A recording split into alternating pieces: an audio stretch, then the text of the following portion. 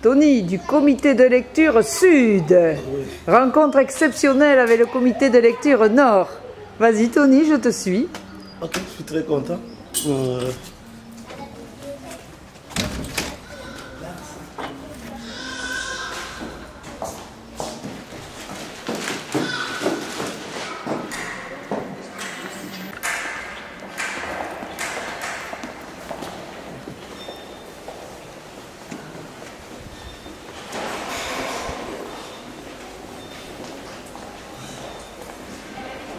Vas-y. On n'attendait plus que vous. Ça va? Oui. Pas trop. Nous sortons de réunion. Mais oui, je sais, vous étiez au Radzi. Pas trop Bonjour. fatigué, ça va? Bienvenue au comité de lecture Nord-Sud. Vous allez vous installer là? Bonjour.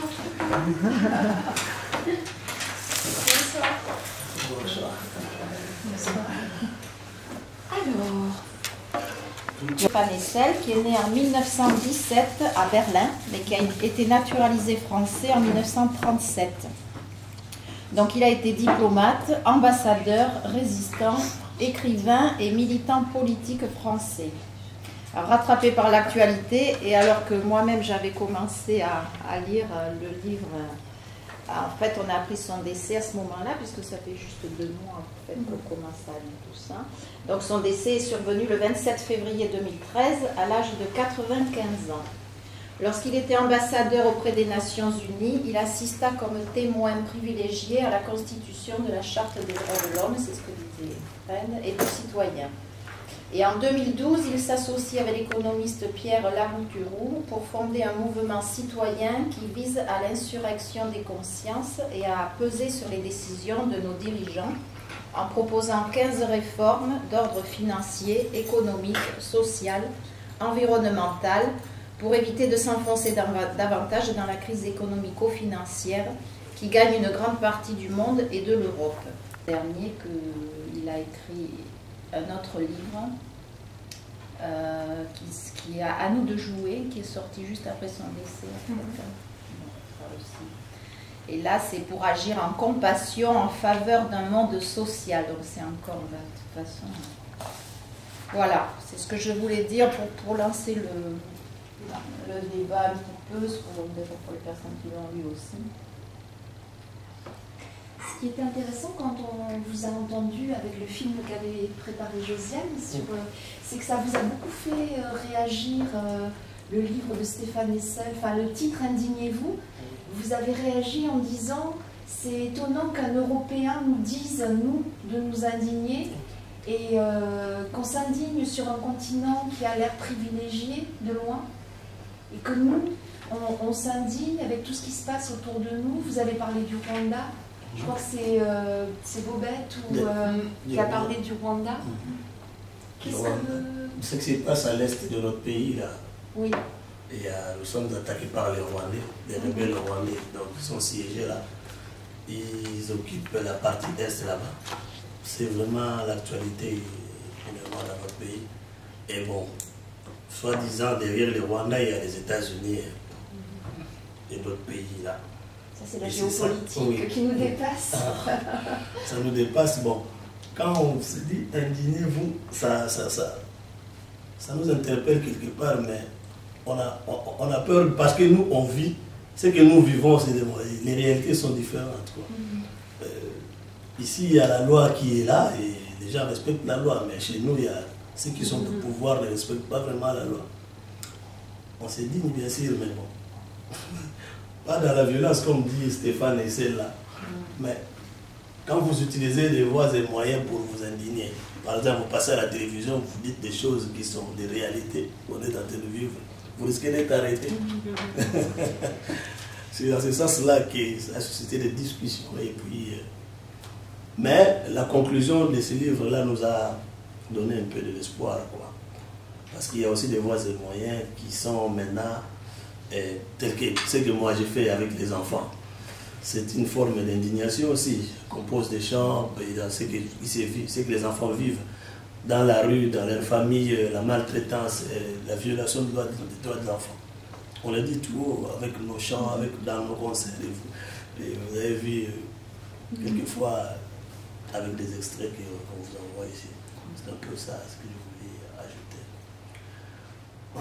Oui, vous agissez à votre niveau, comme Stéphane Hessel l'a fait quand il était dans la résistance, parce qu'on lui a reproché effectivement, mais il ne faut pas oublier qu'il avait plus de 90 ans quand il a écrit Indignez-vous, et que l'action, il l'avait montré de quoi il était capable avant, effectivement, en agissant dans la résistance.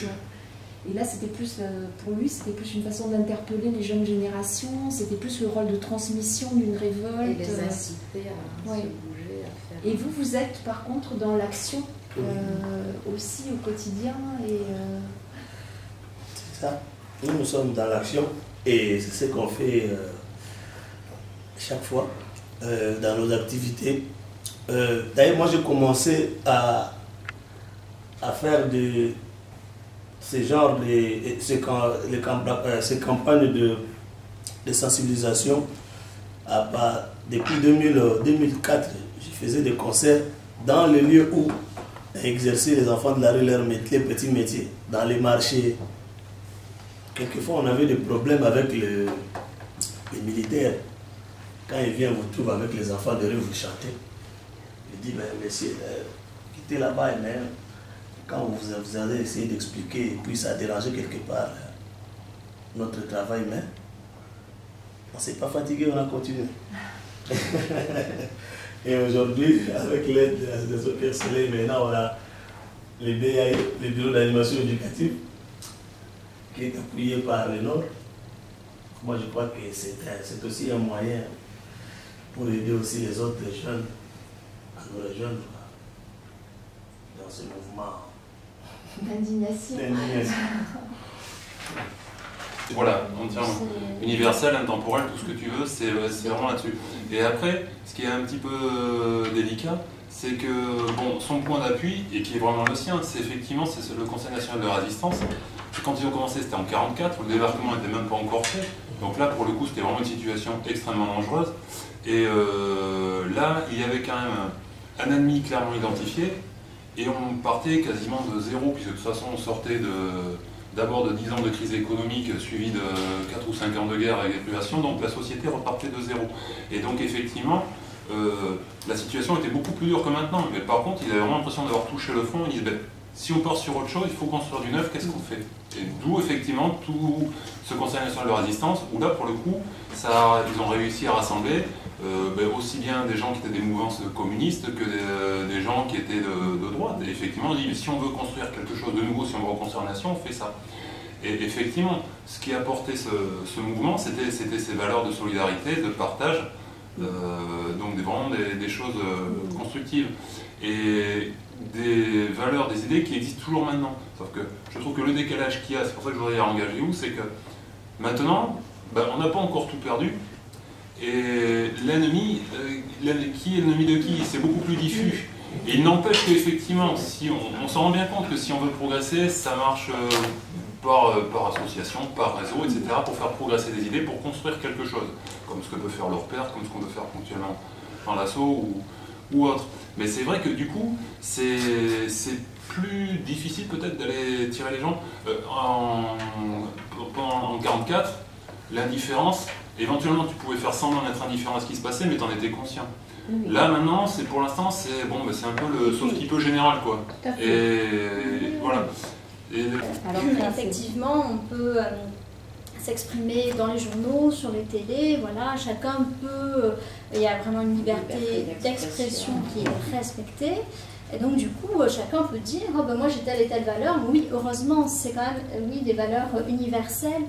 Et enfin voilà, c'est comme dire, non, il faut pas s'entretuer pour progresser. Bon, ça c'est une évidence. Donc après, je pense que ce qui compte, c'est vraiment essayer d'agir. Et je ne sais pas si vous vous rappelez, mais ce manifeste d'Indignez-vous, ça a généré aussi plein de manifestations à travers le monde.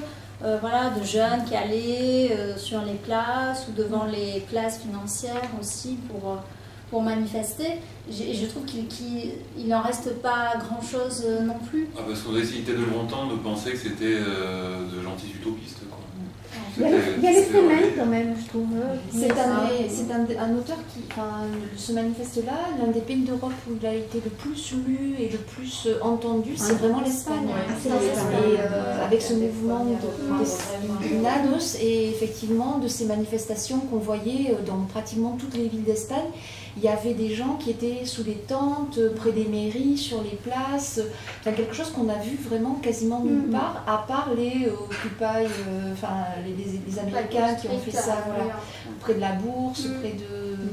Mais c'est vraiment en Espagne, ouais, mais même en Espagne, effectivement, aujourd'hui, on n'a plus, il n'y a plus de suite qui a été donnée. Accablés par la crise, bien sûr, ils ont un taux de chômage qui est effrayant, 6 millions de chômeurs. Je ne suis pas d'accord, j'ai entendu qu'en Espagne, il y a quand même des petits, alors c'est très local et vraiment des petites structures, mais qui est au niveau d'un village, qui est au niveau d'une ville. Il y a une solidarité, voilà, qui sont mis en place. Il y a une solidarité qui s'est beaucoup plus développée que par exemple en France. Mais ce que je trouve intéressant, qu'il a beaucoup souligné en fait, c'était cette idée de mobilisation des citoyens. C'est-à-dire qu'il a vraiment aussi pointé du doigt le fait que les États aujourd'hui étaient plus en capacité et même peut-être en volonté de lutter contre ces injustices de manière globale, et que c'était vraiment aux citoyens de prendre en main leur destin. Quand on a lu le Morte, c'est ça qu'on se disait, qu'en fait on leur disait débrouillez-vous, chacun à survivre par n'importe quel moyen. On voit comment les femmes arrivaient quelquefois à des choses très difficiles de leur vie pour pouvoir subvenir au quotidien à la nourriture de leurs enfants. Et nous, on est dans des pays riches, donc vous qui vous battez au quotidien pour que les enfants aient de quoi manger, alors que nous, quand même, quand on est éducateurs, on est souvent financé par des associations via l'État. Donc on a la chance d'être dans un pays riche, mais ça cache aussi beaucoup, donc on dit d'injustice. Les jeunes en grande difficulté avec lesquels je travaille aussi, c'est pour ça que vraiment j'aime beaucoup partager tout ça, même si on vit dans des sociétés très différentes. On voit combien les plus pauvres dans nos sociétés riches se sentent accablés et ne s'indignent pas et n'ont pas envie de batailler. C'est souvent nous qui travaillons avec eux, qui leur donnons un peu d'énergie pour dire non, c'est pas possible ça. Vous ne devez pas vous résigner, laisser les bras ballants. Non, il faut y aller. Mais souvent, je voyais quand il y avait des manifestations sur la journée internationale contre la misère, eh bien, ils n'avaient pas envie de venir, quoi. Ils avaient perdu un peu leur authenticité. Ils étaient assistés, on leur donnait ce qu'il fallait pour qu'ils mangent, donc ils ne savaient plus où était leur place, ils étaient au chômage, ils avaient eu aussi des familles très déchirées par des tas de choses du quotidien, le chômage, les mamans toutes seules, et ça on ne le voit pas. Hein, on voit un pays riche et on ne voit pas ce qui se passe au niveau des plus humbles, quoi, hein. Et ça, souvent j'y pensais, je me disais quand ils vont lire ça, alors eux ils se battent au quotidien puisqu'on l'avait vraiment partagé l'année dernière, je me demandais effectivement comment on allait pouvoir partager ce livre qui effectivement avec les lunettes différentes mais il y a aussi un problème, même chez nous il y a aussi de ces gens là qui ont peur, tel qu'actuellement à Kinshasa, quand vous dites aux gens allez, on va faire une marche, les gens ne vont pas venir. Et pourtant, ils souffrent. Parce que s'ils sortent de la rue, ils vont trouver des chars de combat. Il y a des chars de combat qui vont sortir pour tirer sur les civils qui vont sortir pour revendiquer leurs droits. Donc, quand les gens ont peur, peut-être qu'on leur avait fait peur dans le temps et qu'ils sont fatigués de dire, bon, je ne sais pas, bon, ça c'est ma façon de voir les choses, parce que moi, je parle de ma réalité que j'ai vue. Le fait de dire ça ici, tu risques rien là-bas? Non. Ça dépend ce qu'on veut aujourd'hui. Ils ont marre de la torture. Tout dépend.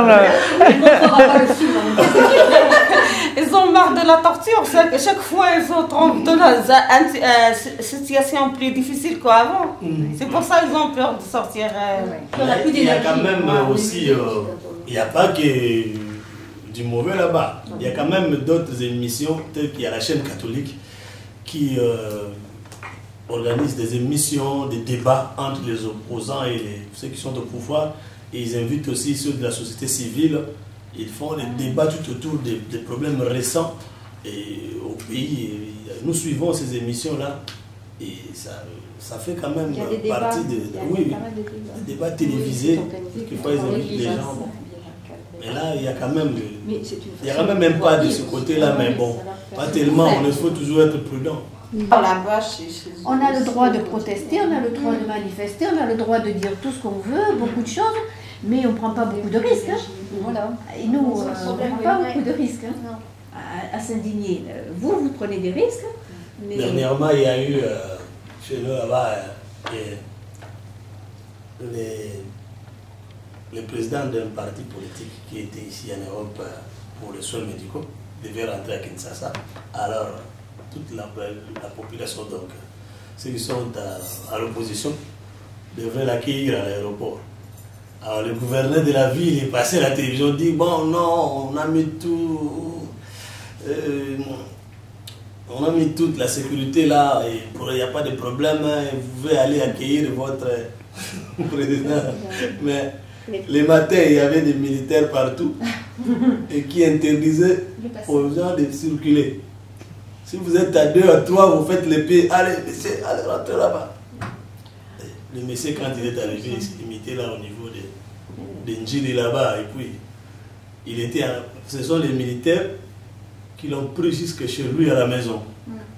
Là où il devait tenir son discours, disperser les gens. Il y a eu même des blessés, parce qu'il y a eu des résistants qui ont voulu résister. Non, mais ils ont été tirés, il y a eu même des morts. Alors qu'à la télévision, ils disaient mais non, vous êtes libre, vous pouvez y aller, allez-y. Oui. Quelle hypocrisie. Mais ça existe, enfin chez nous, ça existe au point de vue des lois sociales. Moi, quand on a travaillé dans le social et qu'on entend à la télévision ce qu'ils disent et ce qui existe quand on y travaille, c'est mensonger et je comprends que des personnes après disent enfin ils font tout ce qu'ils peuvent. Regardez, on a encore fait ça pour les plus modestes, les chômeurs, les jeunes. Et quand on voit la réalité, non, on nous ment à nous aussi. Hein. Ah mais complètement, enfin, je vois il y a ces dernières décennies, disons, pour avoir participé à des mouvements sociaux, pour voir vraiment ce qui s'était passé. Et je voyais parfois des comptes rendus le lendemain dans le sud-ouest ou par la voix officielle de ma boîte, non mais là c'était des gros mensonges quoi. Mais vraiment c'était pas ça du tout qui s'était passé. Mais par contre c'est ça qui était vrai. Nous on y était, on a vu. Et pour en revenir, et même pour revenir aux formes de répression qu'on a, bon, si on revient aux années 30, quand il y avait des mouvements syndicaux, là c'était pas compliqué. On recrutait des casseurs de grève et les meneurs, parfois ils sortaient plus de chez eux parce que de toute façon ils se faisaient, dans le meilleur des cas, tabasser, parfois il y avait une mort d'homme.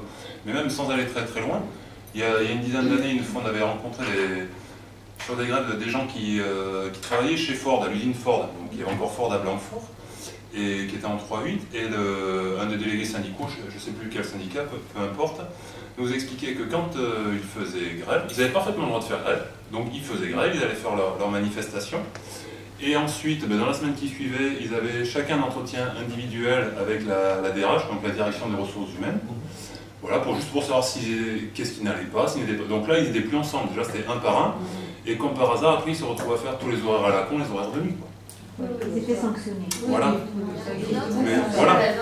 Mais ça restait dans le cadre de la convention d'entreprise, donc... Nous c'est assez caché. Hein. Alors,